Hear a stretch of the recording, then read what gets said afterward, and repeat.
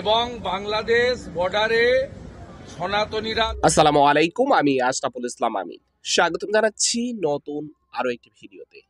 ভিডিওর শুরুর অংশে যে ভিডিওটা আপনারা দেখলেন, এই ভিডিওর সম্পূর্ণ অংশ প্রতিবেদন সহকারে একটু পরেই দেখানোর চেষ্টা করব। দর্শক, গতকালকে যখন চিন্ময় কৃষ্ণ দাসকে গ্রেপ্তার করা হয়েছে, তারপরে তাকে আজকে আদালতে উঠানো হয়। আর আদালতে উঠানোর পরপরই তার জামিন সেখানে নামঞ্জুর করে তাকে কারাগারে প্রেরণ করা হয়েছে এই মুহূর্তে।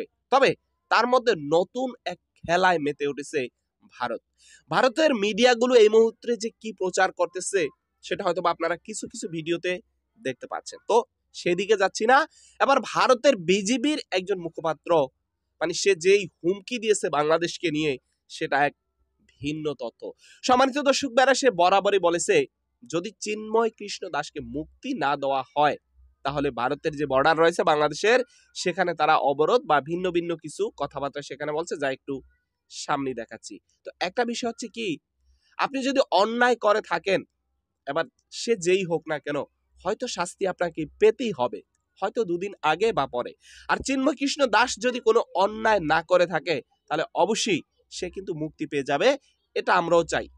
আর যদি অন্যায় করে থাকে তাহলে তার শাস্তি পাওয়ার সে যোগ্য। আসুন দেখি, কথা বলবো না, মূল ভিডিওর অংশ আগে আপনাদেরকে দেখাবো। তো মূল ভিডিওতে যাওয়ার আগে ছোট্ট একটা রিকোয়েস্ট, চ্যানেলে অথবা পেজে নতুন দর্শক হলে আপডেট সংবাদ সবার আগে পেতে সাবস্ক্রাইব এবং ফলো দিয়ে আমাদের সাথে থাকুন। চলুন ভিডিওর সামান্য অংশ দেখি।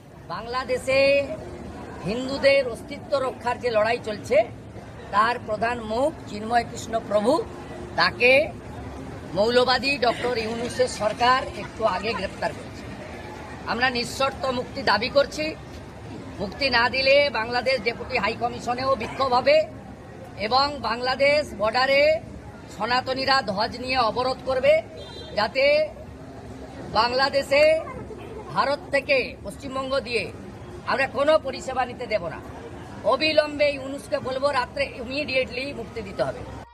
দর্শক, নিশ্চয় ভিডিওর সামান্যতম কিছু অংশ আপনারা দেখলেন। তো সকল প্রতিবেদনটা দেখার পরে আপনাদের কাছে কি মনে হয়েছে সেটা অবশ্য কমেন্টে লিখতে পারেন। দেখেন, আমরা বিভিন্ন সময় বিভিন্ন পরিস্থিতি বাংলাদেশে দেখতে পাই, আর সেটা শুধু বাংলাদেশে না, ভারতেও আমরা দেখতে পাই। ভারতের মুসলমানদের উপরে কি হয় সেটা আমি নতুন করে বলার কিছু নাই, আর বাংলাদেশের হিন্দুদের উপরে কি হয় সেটাও নতুন করে বলার কিছু নাই। আপনারা এই বিষয়গুলা সোশ্যাল মিডিয়াতে দেখেন। তো মূল বিষয় হচ্ছে যে ভাই, আমরা হিন্দু মুসলমান বৌদ্ধ যারাই রয়েছি, এটা হচ্ছে বাংলাদেশ।